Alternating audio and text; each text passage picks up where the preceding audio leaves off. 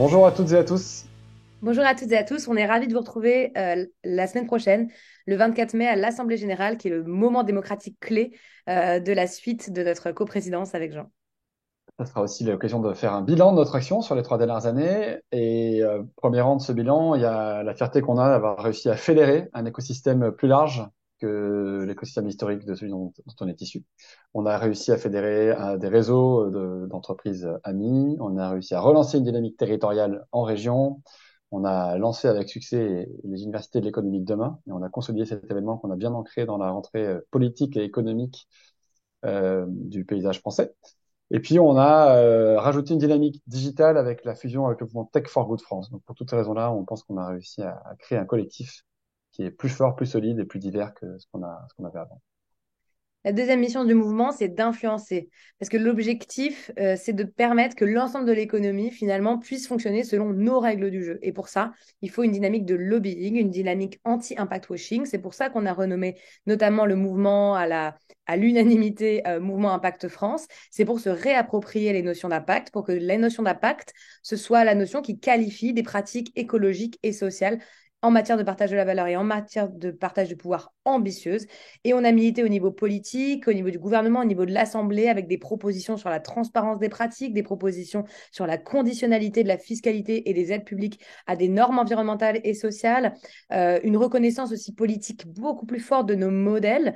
Et également le fait de réussir à parler autant aux acteurs de la société civile, les ONG, les scientifiques qui militent pour une transformation de l'économie, qu'aux dirigeants les plus engagés qui veulent transformer l'économie dans son ensemble. Et tout ça, ça mène à notre troisième fierté, qui est d'avoir mené une bataille culturelle de fond sur la transition écologique et sociale, qui est pour deux raisons. Premièrement, elle était souvent perçue historiquement comme quelque chose d'assez négatif ou de contrainte, et je crois qu'on a réussi à la rendre plus positive, plus sexy, plus désirable, et à montrer que nos modèles sont des modèles d'avenir et des modèles vertueux sur tous les plans.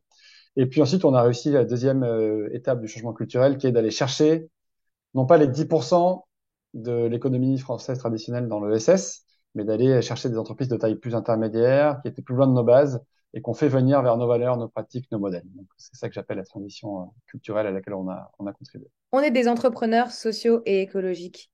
Donc, on a chacun nos prismes de militantisme et on vit notre militantisme dans notre chair.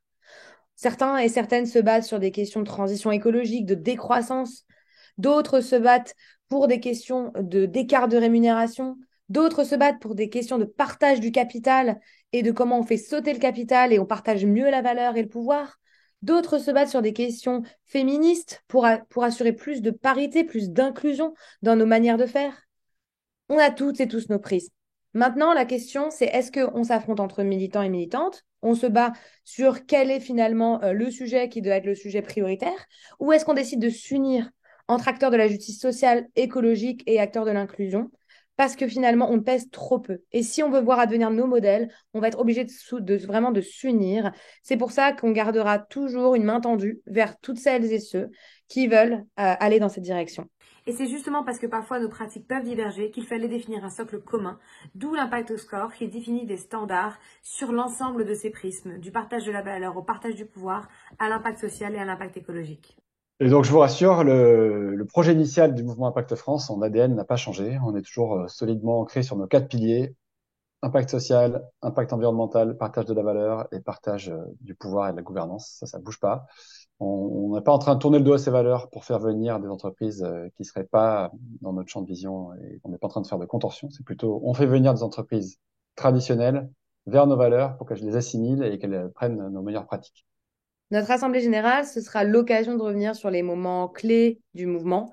C'est quand même important de rappeler que la dynamique a fait que croître depuis ces 3 dernières années. Le nombre d'adhérents a triplé, qu'on a réuni des réseaux représentant plus de 15 000 dirigeants, qu'on a développé une vraie expertise et une vraie professionnalisation aussi du mouvement, qu'on a développé l'équipe.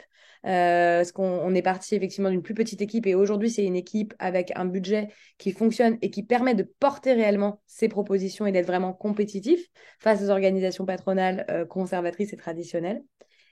Et c'est ce qui nous permet aujourd'hui d'être vraiment un interlocuteur unique des décideurs économiques et des publics clés, tout en étant toujours en coalition. Donc cette Assemblée générale, elle résulte de tout ce travail.